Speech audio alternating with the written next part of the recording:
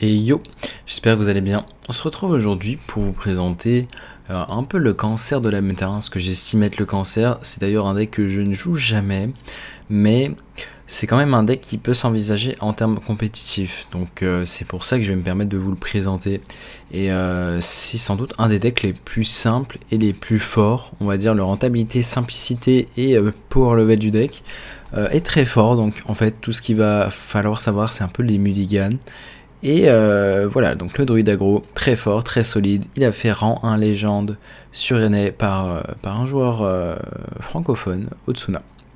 On va voir ensemble la liste. Donc nous voici avec la liste de druides. Qu'est-ce qui va changer par rapport à la liste ancienne de druides aggro?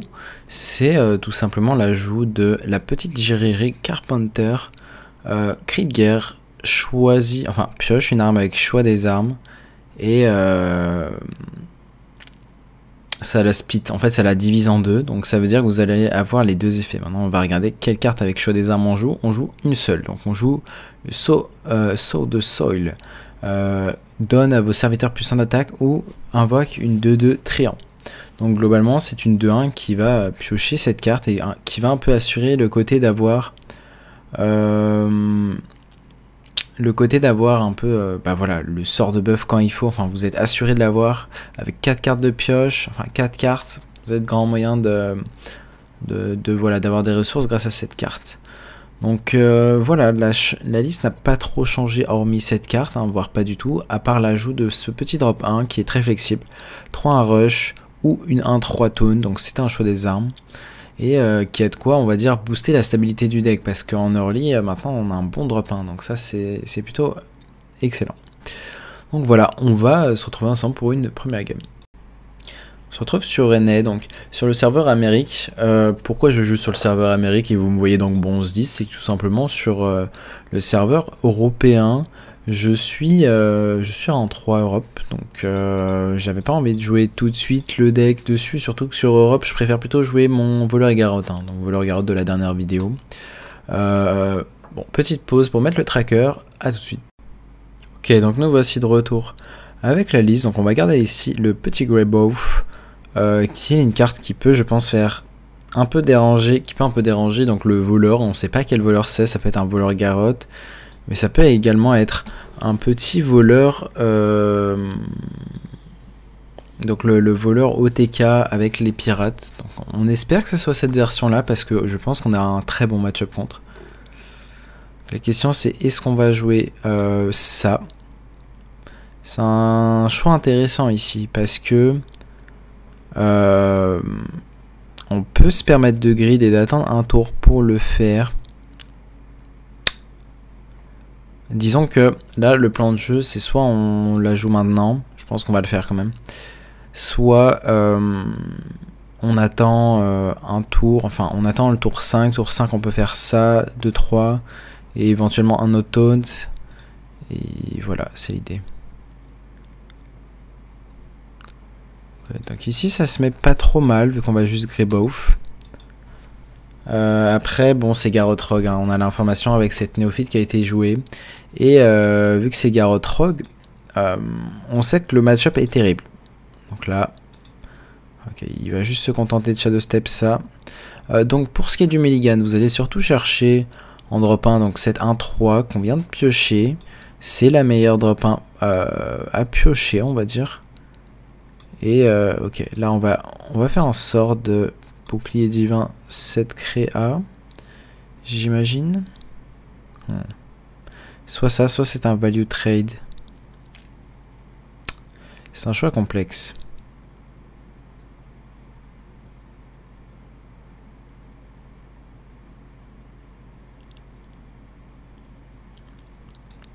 Ok, je pense que je vais protéger ça.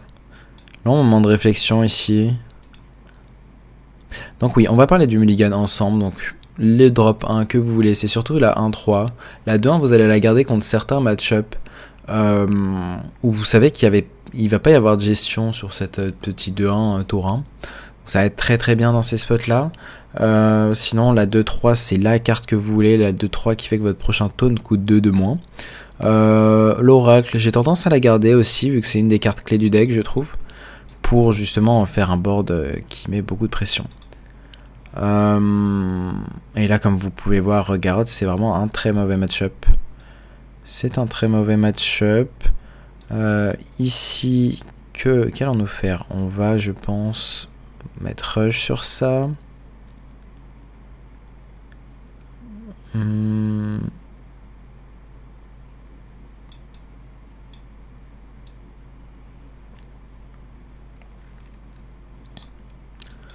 Merde, je voulais... my bad, pardon. Je voulais mettre le taunt sur cette petite 1-3. Le rush, pardon. Et j'ai potentiellement misclick. Bon, on n'a pas eu de taunt ici. Dans le sens, on voulait un taunt pas cher. Pour cette 2-3. Pour pouvoir jouer donc gratuitement un taunt. Et on l'a pas eu. Mais c'est pas grave. Donc là, dans l'idée, si vous avez cette 2-3 au mulligan, vous allez essayer de garder un taunt avec. Donc globalement, vous n'allez pas garder taunt au mulligan. Donc là, il n'y a pas d'intérêt à juste garder le taunt si vous n'avez pas la 2-3. C'est vraiment la 2-3 que vous voulez chercher. Et voilà, le Greboff va se garder, je pense, dans pas mal de match-up. Parce que c'est vraiment une carte qui peut snowball à être toute seule. La 2-1 va également se garder. Je pense contre des match-up assez lents. Ok, qu'allons-nous faire ici? Donc ici c'est une bonne draw. C'est ici une bonne draw. Là il faut réfléchir à comment optimiser.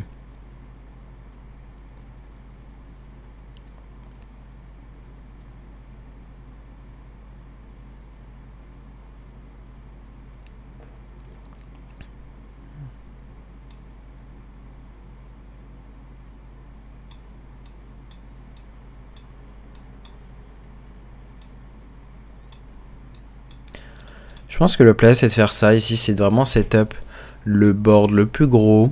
Donc là vous voyez un niveau du mulligan, bon, vous avez moyen de curver. Hein. L'idéal c'est que vous n'allez pas garder tour 2 hormis donc 7, 2, 3. Et voilà, il y a moyen de curver et de faire de sacrées sorties. Donc là avec Arbor Up, la carte clé qui vraiment peut vous permettre de faire snowball votre board. Et aussi les petits sorts à 1 qui donnent plus 1 d'attaque à vos créas. Donc là, à voir si on va pouvoir avoir un létal. Donc là, si 3 créas survivent, on a létal.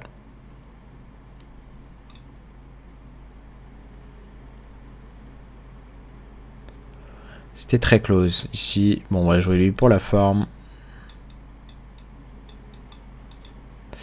Ok, première game. On bat sans doute le match-up le plus compliqué du deck, je pense. Parce que côté Garrote Rogue, je peux vous dire que je dois être à peu près 80% de Unite. Côté Garrote. Donc voilà, vous voyez que c'est un deck qui est un deck de sortie, mais en même temps qui joue des cartes, des potentiels au potentiel de bullshit en fait. Donc une 2-3 globalement qui fait que chaque tour, votre prochain tour coûte 2 de moins, c'est relativement fort parce que si ça reste en vie, tour 3 vous pouvez jouer un drop 5, un taunt pour 5 de mana. Donc qui réduit à 3 et c'est assez insane. Donc voilà, globalement moi c'est pas le genre de deck que j'aime bien envisager de jouer parce que en fait justement t'as moyen de perdre tout seul et je sais que quand je joue des decks skillés comme DH, comme voleur Garrote, j'ai la sensation de vraiment contrôler la partie et que ça sera pas juste une sortie qui va me faire gagner. Donc voilà, dans l'idée peut-être que je vais me laisser convaincre hein, pour jouer un peu ce druide, mais globalement on va dire que ça va pas être le deck que je vais le plus tryhard. Donc pour ce qui est des bons match-up, on peut parler des bons match-up.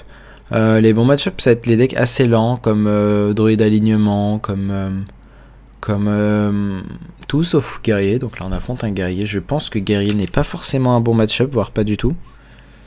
En fait tout sauf voleur et guerrier. J'imagine que mage aussi c'est compliqué. On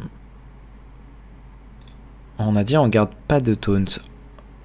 On va vraiment chercher la 2-3 qui est une des cartes clés pour faire une grosse sortie. On a le Greybuff qui a moyen vraiment de snowball. Donc ici on va jouer la petite 2-1. Et globalement il n'a pas beaucoup de moyens de gérer cette 2-1. Hormis les sorts à 1. Il va chercher un rush.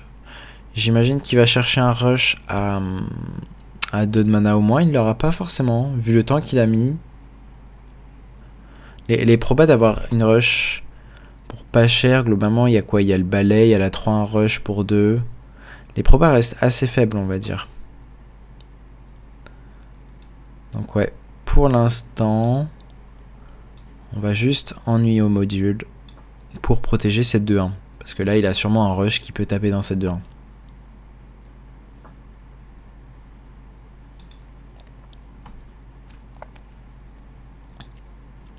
C'est une bonne draw, cette petite 4-1. Après, la 3-1 est aussi pas si mal. Cependant, cette 4-4, si elle n'est pas gérée, on a vraiment moyen de snowball. On a bien envie de faire pièce Greybuff, mais je pense que je préfère quand même faire le snowball ici. C'est énormément de pression de cette 4-4 si elle reste en vie. Prochain tour, s'il fait la 2-5 provocation, on peut juste rusher dedans. Et potentiellement buff, attaque. À tout moment, on a le composting pour se refaire une main. Et ouais, c'est quand tu es enfin du côté du druide que tu te rends compte qu'il y a quand même des ressources. Ok, c'est un top deck de l'AOE. C'est un top deck ici.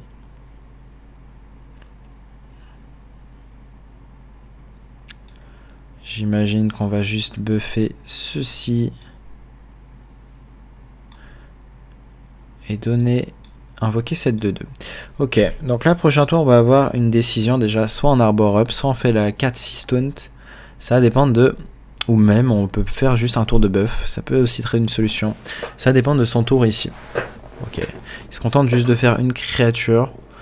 Donc il y a moyen qu'on fasse juste un... Là, en fait, si on fait juste ça, on se fait punir sur... On se fait punir sur la rancœur. Donc ici on va faire ce sort à 5 parce que justement on tourne autour de rancœur. Rancœur qui est une carte de guerrier. Donc c'est un avantage de connaître les cartes de ses adversaires. Comme ça vous savez autour de quoi jouer, vous savez comment vous adapter, comment faire les meilleurs tours. Et là on met 3 créas qui sont au-dessus de 2 PV. Globalement c'est un setup létal quasiment. Même sur rancœur. Sur rancœur, on fait un petit buff à 1 d'attaque 2 fois.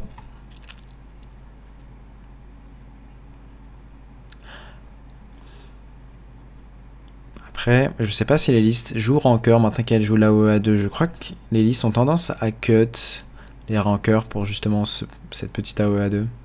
Qui est plus flexible en fait. Puisque ça n'affecte pas ton board. Donc, est-ce qu'on va battre encore un match-up défavorable ? Comme quoi, vous voyez, vraiment, c'est un deck de sortie qui peut absolument... comment dire ? Eh bien, tout battre. Quand ça sort bien. Et ça a de quoi punir aussi les mauvaises sorties de deck. Le fait de punir les mauvaises sorties de deck, c'est voilà, c'est un point non négligeable. Parce que vous êtes assuré de faire une sortie à peu près décente. Donc curvée. Sans que ce soit forcément une sortie incroyable. Mais voilà. On va équiper le petit taunt ici. On va faire rush ça. Hop, on se trompe pas, c'est celui de gauche. On va face.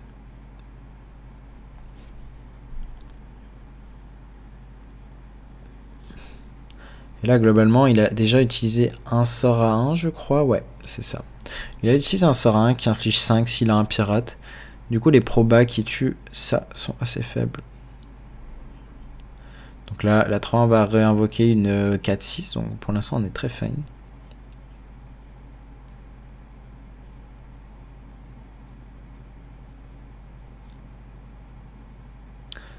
On va voir si on top deck quelque chose de pas cher.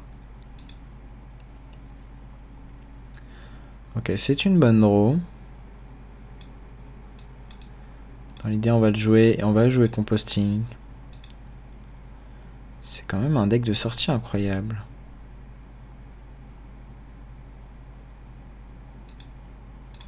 Wait, face. Là, on devrait avoir l'état le prochain tour.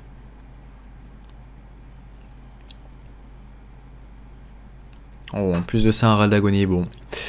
Bon, pour l'instant, on a l'air d'être sur une perfect, hein. Contrairement aux autres decks que je vous présente qui sont un peu skillés et qui peuvent, en fait, qui ont leur match-up spécifique, hein, qui se font, par exemple, détruire contre aggro, notamment le cas du Druid Anaconda, que je vous ai présenté. Là, on va dire qu'on est sur une liste, ouais, qui punit, qui avec des bonnes sorties, pas beaucoup de decks. C'est assez incroyable, hein. La puissance du deck. Il y a quand même des petits tours de réflexion, mais on va dire que si t'as, voilà, c'est avec un peu d'entraînement, il y a moins besoin d'entraînement, hein, qu'un Rogue Garrot ou qu'un DHOTK, hein, largement. Vous pouvez très vite assimiler le deck. Donc, ce que je peux vous conseiller avec le deck, c'est vraiment d'analyser chaque situation, que ce soit pas du autopilote, hein. Si vous jouez ça en mode autopilote, bah, je pense que vous allez perdre beaucoup de win rates. Donc bien analyser le mulligan, faire des mulligans qui font sens. Des fois il y a des cartes que vous n'allez pas pouvoir garder entre elles, et ça va faire sens. Voilà, ça va faire sens voilà, d'utiliser un peu son cerveau, même si ça a l'air d'être un deck no brain, vraiment. Voilà, donc celui qui a atteint rang 1 légende,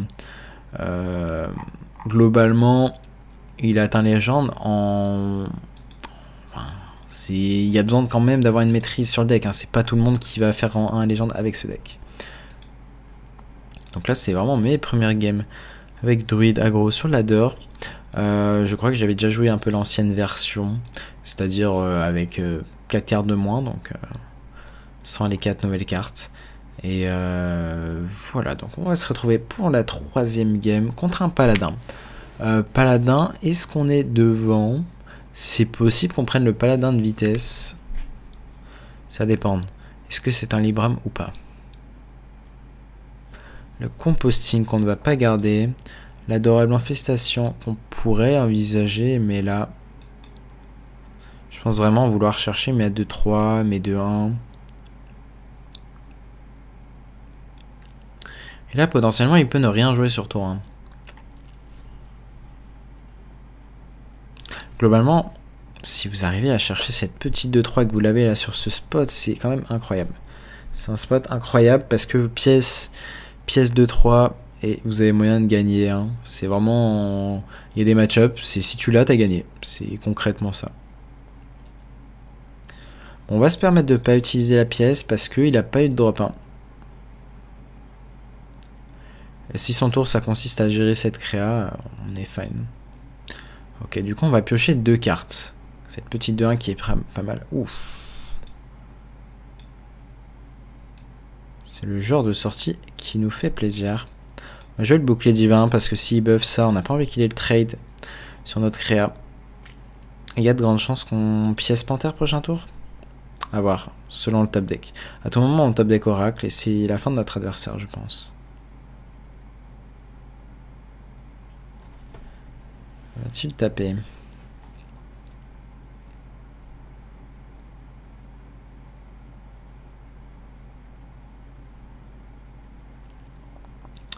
On va choisir de ne pas taper. Ok, on va piocher 2 cartes ici.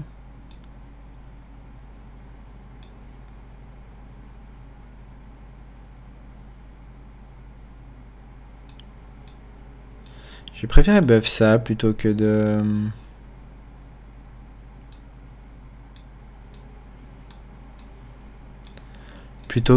vouloir donner 1 d'attaque.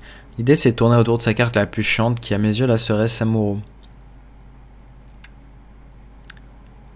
La lecture que j'ai s'il a pas tapé c'est qu'il a Samuro en main en fait. Donc important d'avoir une lecture sur vraiment d'analyser constamment pourquoi vos adversaires font tel play.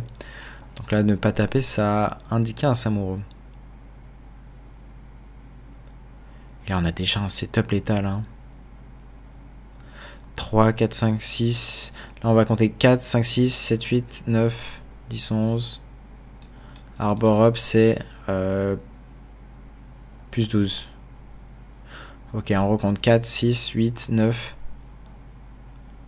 19. Ok, avec ce top deck, on va plutôt favoriser, je pense.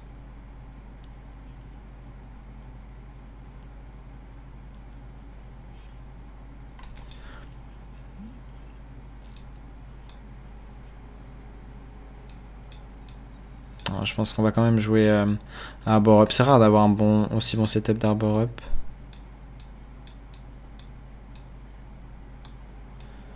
Ouais, on est quelques dégâts off. Après, on peut réfléchir et aller plus loin là. Concrètement, notre instinct pourrait nous dire, ok, il faut trade. C'est quoi les punish à ne pas trade? Enfin, plutôt là, il faut penser à nos outs. Concrètement, son meilleur tour, ça serait, je sais pas, de faire peut-être un Barov et de le faire rush. Bon, s'il a le Barov et le vol de vie, bon, bien sûr, c'est un peu perdu. Enfin, c'est pas perdu, mais on n'est pas bien. Mais imaginons qu'il y a un monde où il peut gérer tout ce board, globalement. Si un monde où il peut gérer tout ce board, là, globalement, il peut pas soigner pour se mettre en range de ça et gérer tout le board. Parce que ça, c'est un setup létal depuis la main. Concrètement, s'il garde des créatures en vie, donc vu que ça va mettre un rip-up, ça sera forcément une créature en vie. Donc, ouais. Ça ressemble un peu à échec et mat hein, sur le spot.